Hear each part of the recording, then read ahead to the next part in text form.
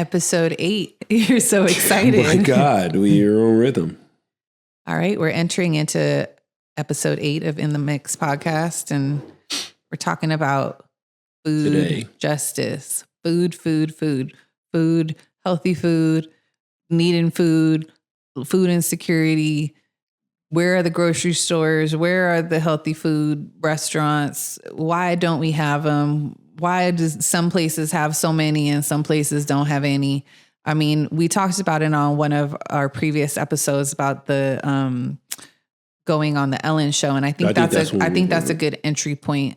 You know, at some point in the last couple of years, you know, we got this great visibility. We got invited to get on the Ellen show. You know, we didn't know she was going to surprise us with the punchline of, I forgot how much money it was, a check, 20,000 or 20.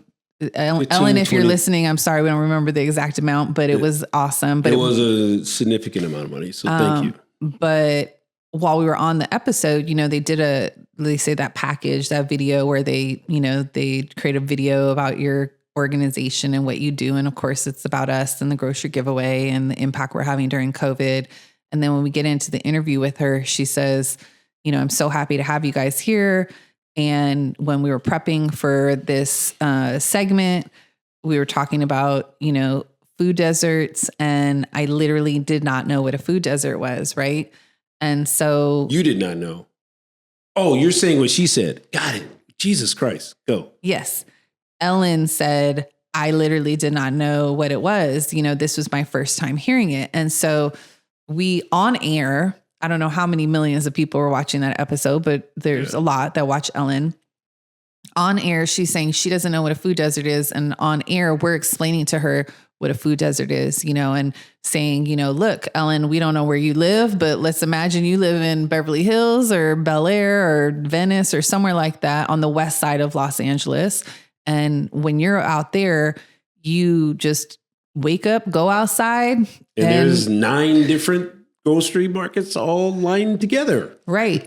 And you have a craving for a Subway sandwich and you don't have to go to Subway. You can go to 5 places that have a bunch of different healthy sandwiches, salads, make your own stuff. You know, you have sushi restaurants, you have, you know, all of these great, Mediterranean food, all this stuff that, you know, you can just decide where you want to go to. So to you, you're not thinking about anything because guess what? You need to get food or go grocery shopping. You have Vaughn's, Pavilions, Whole Foods, you know, Sprouts, Trader Joe's on every corner. And, you know, it's one of those things you grow up in that and you think that that's normal. So to her, being able to explain to her, you know, well, in our community, we have to go for miles sometimes to find healthy food options, you know, was like mind blowing to her, you know, like, are you kidding me? And that just shows you that we're 5 to 8 miles away from this community that has such an abundance. And yet in our South Central community, it's literally been like intentionally the markets have gone away. Well, that's where I'm getting to. And we got big boxes now. Yeah. So that's where I'm getting to, but hold that particular story because that's the one that I want you to talk about. But just to lay the foundation of, you know, this is the second focus of access and equity that when we were starting to create the cafe and that we've continued to focus on over the years that we've been building these cafes is how do we provide access to fresh, healthy, and affordable food? And that's part of that equity piece is how can we make it affordable? How can we make it accessible on all, you know, on corners and locations and all that kind of stuff. And so we've been really unpacking from the beginning of time, you know, this issue because, you know, ourselves, we have privilege. We can drive around and go find places, but the majority of our neighbors, you know, might work more than one job, might be public transit dependent. You know, they're trying to cook a meal for their kids when they come home or give them something in their lunch for school. And, you know, the only options that they have is a CVS or a McDonald's, you know, on the corner, or Burger King or, you know, whatever. And so I think that people, if you don't live in the community, you don't realize what it's like to live in that community. And then if you do live in the community, you also don't realize how different it is in other communities because, you mentioned until you got bussed out to the valley, you didn't know. I didn't realize I was poor. Yeah. All the difference. Until you saw something else, right? So can you share, I want to share before we open up the cafe, one of the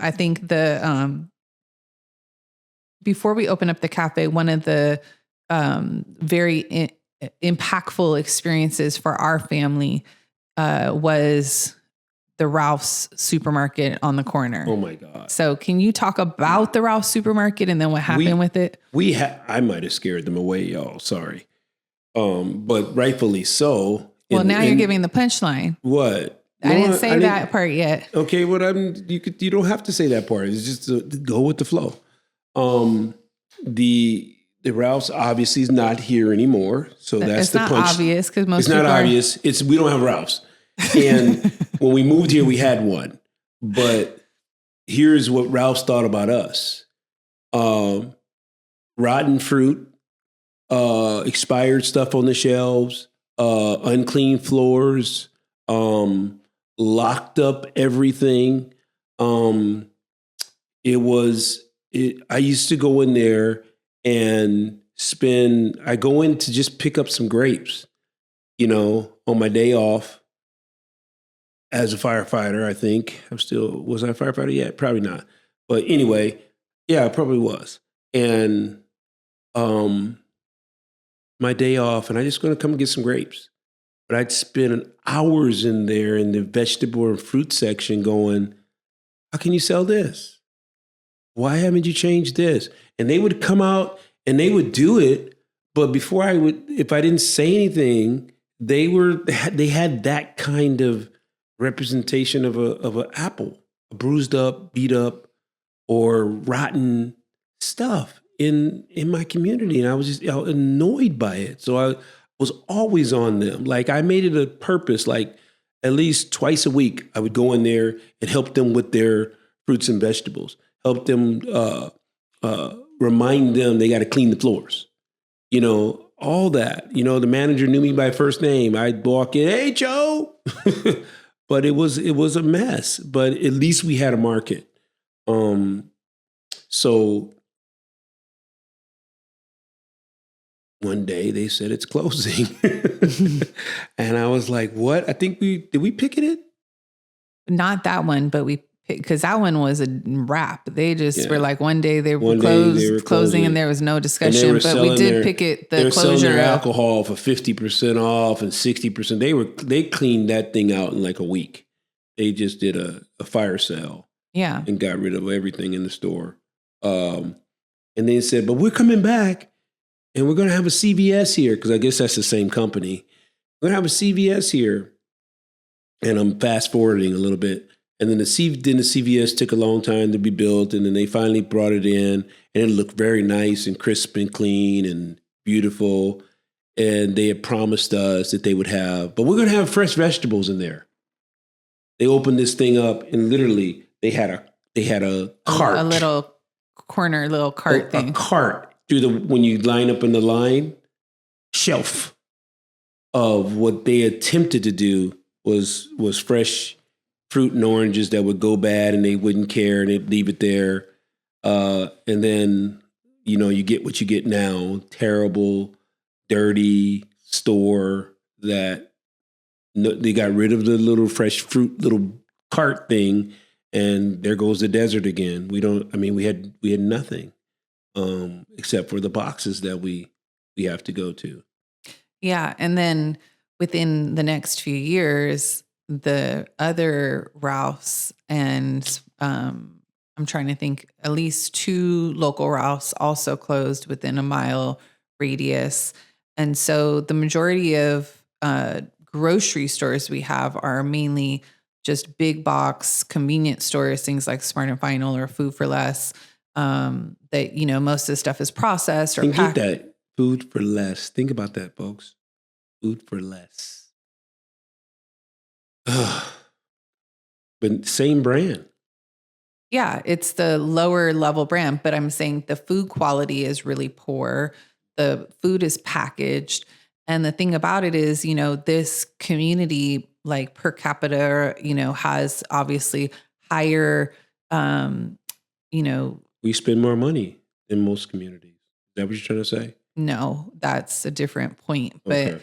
higher negative health outcomes, right? So Right. higher diabetes, higher cholesterol, higher strokes and, cancer and all that kind of stuff or an obesity. And people will make the assumption that that's directly because the people here don't want to eat healthy or, don't know how to take care of themselves or, Look at this. You can, what's the saying? You can eat food as your medicine, or you're going to be taking medicine. One or the other. Or no other. Just eat food as a medicine, or you will be taking medicine. And our community, high on the medicine. As a matter of fact, I had a guy come into the store and he collects, or he goes around and collects from houses old medicine to throw out or to dispose of correctly. And he told me, in the poorer communities, this is an example, you guys, in the poorer communities, he loads up with medicines more than any other part of the city of Los Angeles. And that's sad. Yeah. I mean, it's all there, folks. Well, It's all there. and what the point that I was making about Not a that is that conspiracy. people are It's not, happening. it's not because people are unhealthy. It's not because people are different. It's because you're in a community that literally does not have grocery stores and does not have healthy food. And you do not have the ability to take extra time to drive an hour outside of your neighborhood to go try and find a grocery store. Or 2 hours on the bus. So if you're trying to feed your family tonight, you're looking at the options you have around here and you're trying to figure out the best things that you can make given what you have. Let's even say if you try and go and replicate a meal that you could get at a better grocery store, you're going to have meats that are higher fat, more sodium in them, been sitting there longer, probably full of more hormones and then you're going to have vegetables that are not organic, that are pumped full of pesticides, that are on their last leg, So it's like, and then you're going to have packaged things that are full of processed ingredients, genetically modified starches, right? And again, you could have the best intentions. I'm going to make a roasted chicken with, some vegetables and some beans and rice or whatever, but your stuff that you're getting is all full of crap and is basically like a pile of cancer on a plate for you, right? Even if you're trying your best. And that's not even if you're saying, I know it's probably not the best in what I could do. I'm going to go to Burger King. That, of course, is not great for you. Stay tuned. We have a solution. Keep going. Jesus, this sounds bad. Go. I'm trying. It's terrible. Go. I'm trying to keep going, but what I want, because what people do is they, it's like the criminalization of poor people. When people end up in jail and in prison or on drugs and end up in jail and all that, people will make it like they're the other people. Those people. Right. Oh, those are those kind of people. Those, blah, blah, blah. And I'm trying to say the reason that people are more sick in our community is not because they're bad people or they're other people. It's because this is a community that has been systemically disinvested in intentionally because of race and socioeconomic status. This is lower income communities of color have not been embraced and been nourished and, been poured into. And, these grocery stores don't want to come here because they say the people here don't want to buy what they have to offer, when they don't realize that they'd actually probably be more successful than everybody else. Because to your point of the buying power, the spending power, this community. Because we're spending the same money on fast food. That's what you don't get. Right. But those corporations will come right on in here. McDonald's will be right here on the block. Burger King has no problem being here. Taco Bell will be here. All of those places will be here. But where are the Whole Foods? Where are the Sprouts? Where are the Trader Joe's?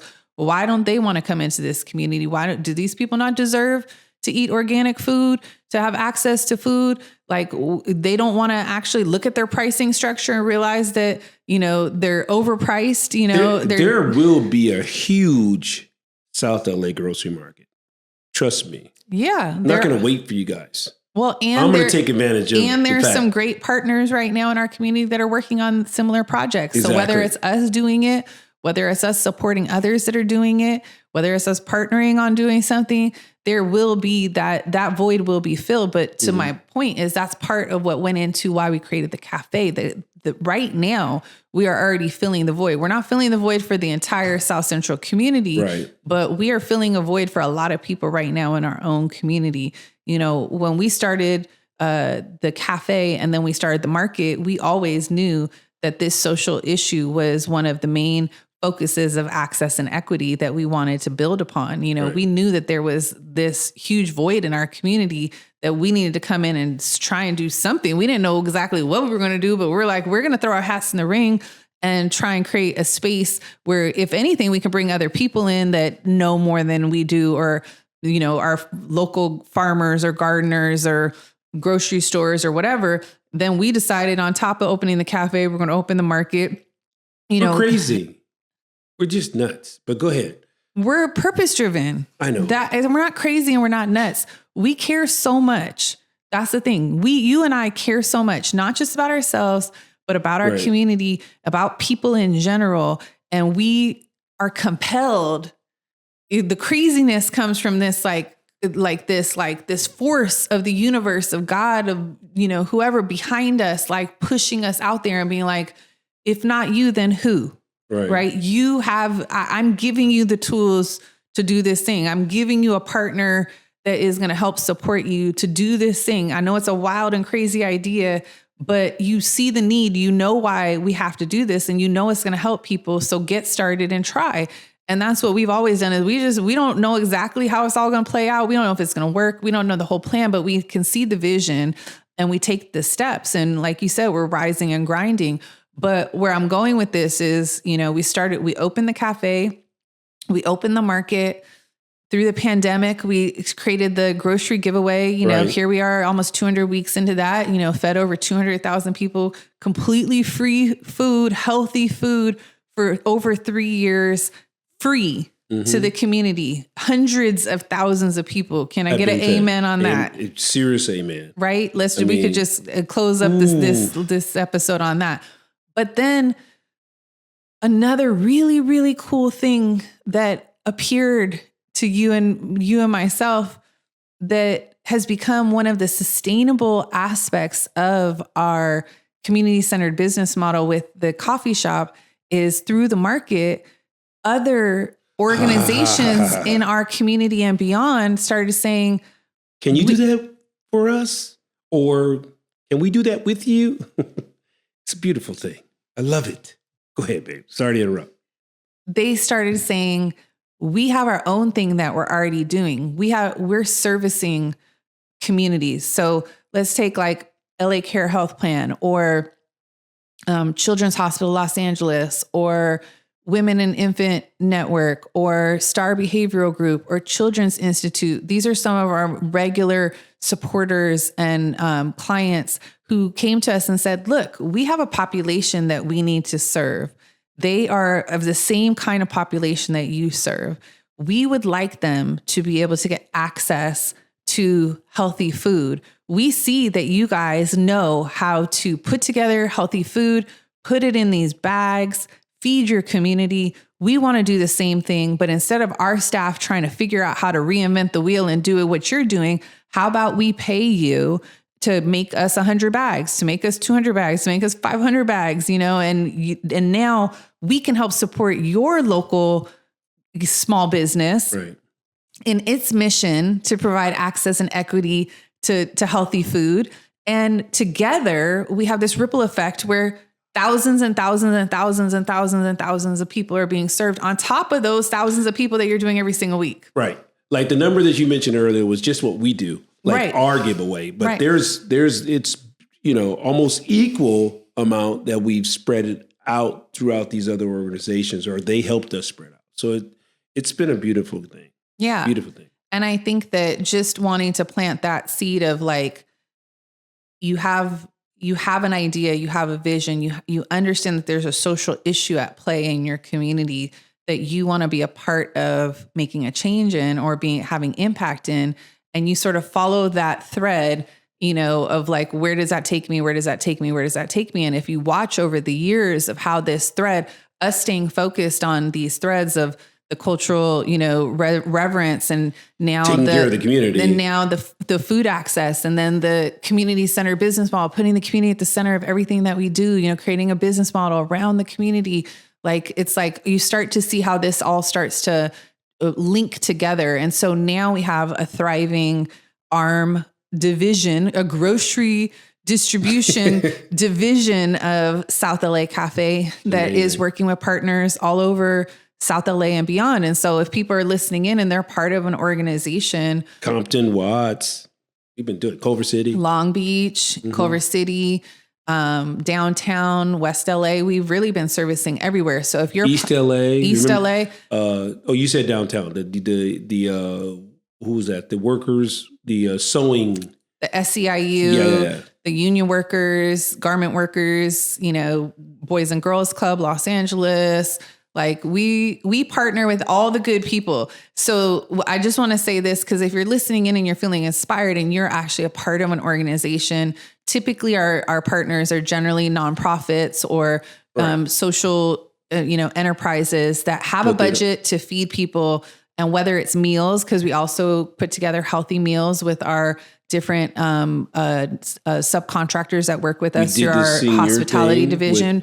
Marquise, remember that? The senior, what was that? The senior? Yeah, we worked meal? with Marquise during COVID, and we ended up feeding thousands of seniors and creating healthy meals from them as well.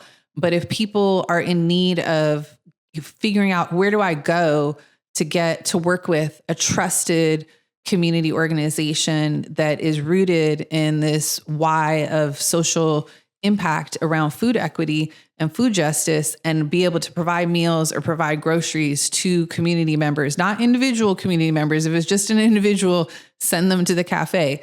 But if you're part of an organization and you have a broader, group of people that you're trying to service, then that's something that we do also, that I think that people don't even know really. We don't really talk about that side of things. We're busy working really hard to fill all these bags up and to service. Thank you for the volunteers too. Oh my God, not possible. Yeah, absolutely. Shout out. And so, but what I do think, to your point of whether it's us or someone else, I do see that there's also a movement happening in the community of other like-minded people who are starting to say, maybe we should start a market, or maybe we should get this plot of land and start farming. Love it. There's nothing wrong with copy, as long as you're doing it for the right reason. Just copy away. We'll give you all the secrets. We have none. That's the point. You want to sit down, you want to make an appointment with me, you can do that every Wednesday. Well, wait, don't advertise that, because you're going to be fully booked. So every Wednesday, 9, 10, 11, and 12 on the hour. You can go to our website. I believe the link is on there. It's not for everybody. And it's not for everybody. It's for people that want to get involved and have something. We're not creating. You have to come. You have something already. Okay? Save those slots for people that can actually push the button and do something that day. I don't want come here trying to create an idea. I got billions of them in my head already. I want those meetings that day saved for people that can make an impact immediately. Drop the mic. I'm just leaving enough space so I could cut that segment out, but oh my God, go. Better not. That's not what those appointments are for. Those are for you when you are talking to somebody and you tell them, not right now, but book an appointment with me next week. Somebody you know. If you're cutting it out, why are you talking about it? Anyhow, back to what we were talking about. But yes, so as we wrap this up, I want to just reiterate what we're talking about is the social issues that have been in place in our community, that when we started the cafe, we wanted to be a part of the change of a movement that was working against maybe institutionalized structures that were oppressive, or be a part of movements that were moving things forward. And so one of those was helping our community get access to fresh, healthy, and affordable food. And we thought, through our cafe, through our market, eventually through our grocery giveaway, and now through what? And our network. And through our network as well. This episode being about this network that we are tapping into through ourselves, through our community partners, through all the amazing people who are starting farms, opening up grocery stores, our community vendors. There really is this upsurgence of spirit and excitement in the community about we can do this ourselves. They're not going to come do it for us. We see that they don't really care. How about the people who are here that do care, that want to be a part of it, that want to make change? And that's happening. It's a beautiful thing to watch. It's an amazing thing to watch. The people are coming to us wanting to be a part of it. And that's what you need. You don't want me to talk about the spider web, but that's what you can talk about the spider web. This is perfect time. Okay, well, that's what creates it. That's what I mean by that. Like, if you don't build a web as a spider, what happens? You die. You want to be an individual and just, you die. But if you build, just think about that. Just think about us as little corners of that web. Okay? You said 27th Street. Well, in this case, though, it's people like Prosperity Market and Diaspora Groceries and Black Women Bend. You have all the names. No, I'm trying to name them. Okay, hold keep on. going and I'll just make the web. CSU Go. Unlimited and the Black Panther Party and Ron Finley. And, now my mind has tapped out, but all the amazing and the Black Farmers Network and, Alliance and all those. Yeah. When you put that together, oh my God, the power of that. It's amazing. It's, if you just think about it, it was like our first grand opening. Remember when we had all the people in the room and I made that statement about if we close the doors, we have everything we need. We have everything we need right here. People, we have everything we need right here in this community. We just need to do it together. You just need to do it together. So I was going to ask you about what your key takeaway or key lesson is. I feel like the spider web and we just need to do it together, that you just covered the bases. Is there anything else that you want as a takeaway? No, I think I'll leave it that simple. It really is that simple. Stop being, you're great. I can give you accolades. You're amazing. But when you're doing it alone, it doesn't catch the entire community. And that's what we need to start thinking about. Joining together, a bunch of individuals joining together for one cause. And it's a common cause. You like that coffee, huh? Mm-hmm. Today is really that good. Coffee is getting a lot of playtime on this episode. Who made that for me, that latte? I wonder who made that. You should ask. Well, I'm going to wrap it up here with my own takeaway. Yeah, what's your takeaway, babe? But what I was going to say is in this episode, we've been talking about the second area of focus of access and equity, which is around food justice. And the previous one, we talked about cultural reverence. And then moving on in the next episodes, we're going to talk about social impact entrepreneurship and also restoring sovereignty.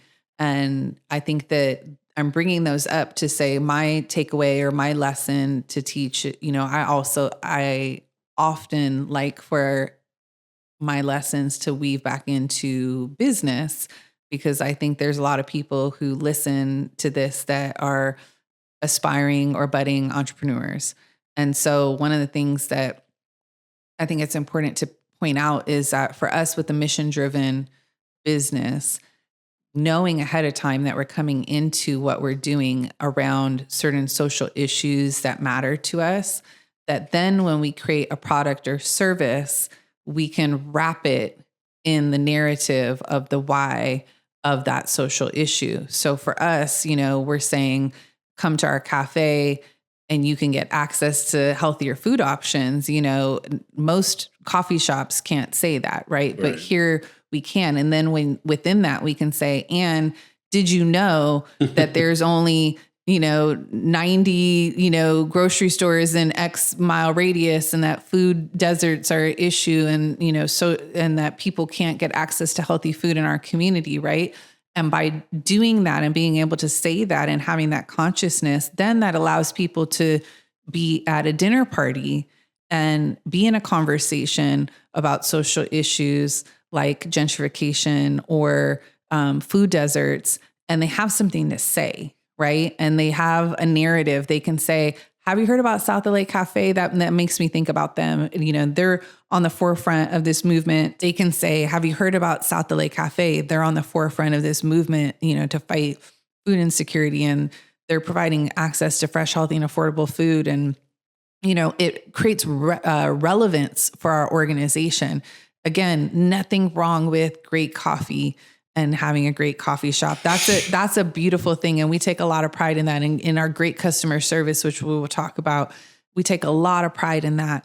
But at the same time, to create a hook where we're now a part of a bigger social movement, multiple social movements, multiple social causes that are on the heart and soul of our residents, our family, our neighbors here in South Central, where they feel like we have their back, and we're not just creating a great space for them to come to, but we're actually having conversations about the things that they're wanting to have people talking about. And we're creating an access point for that narrative to make it outside of the walls of our own community, where now this community that's been disinvested in, maybe the right people, not the wrong people, but maybe the right people, like can on the hear Ellen thing when we found out about deserts. I thought there was 100,000 people that were thinking the same way she was.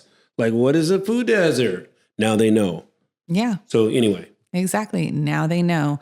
And so for those who are thinking about business and social impact entrepreneurship and, how to create a business with a mission, or people who already have a business, how do you think about how you can wrap what you're doing in with a social movement that the people that you're serving deeply care about, so that they know that you're not just caring about that bottom line, but you're caring about their lives as well.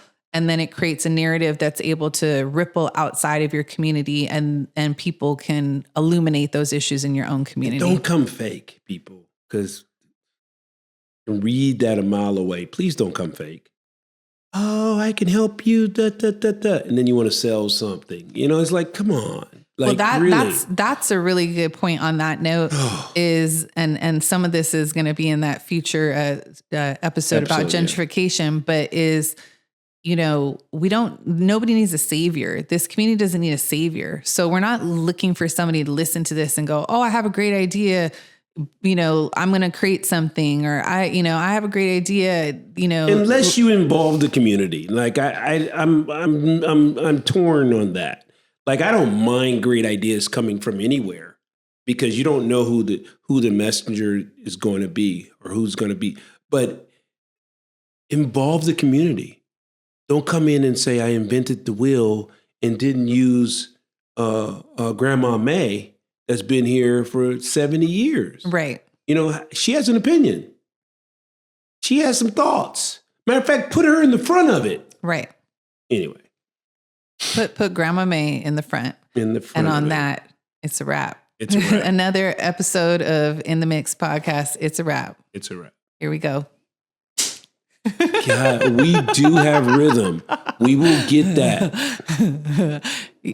There you go. Jesus Christ. It's a wrap. Hey fam, if you're hearing this message, you've listened to the entire episode of the In the Mix podcast. And for that, we want to thank you from the bottom of our hearts. We hope you enjoyed this new episode, and if you did, please take 1 minute to hit the subscribe button to catch all future episodes, and then please give us a 5-star review. Also, if you want to support our Black and women-led multiracial movement to fight social, economic, racial, and food inequity, please head to our website, southlacafe.com, where you can become a monthly member, sponsor groceries, volunteer, buy merch and coffee, and make a tax-deductible donation. Sending you lots of peace, love, and blessings from our family to yours.